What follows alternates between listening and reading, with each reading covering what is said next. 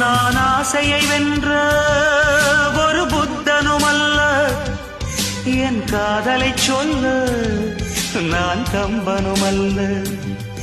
உன் காது கடித்தேன் நான் கனவினில் மெல்ல, இன்று கட்டி அணைத்தேன் இது கற்பனை அல்ல.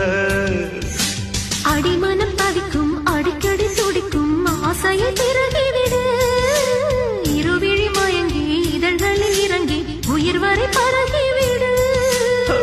முத்தம் வழங்காது ரத்தம் அடங்காது. அழகு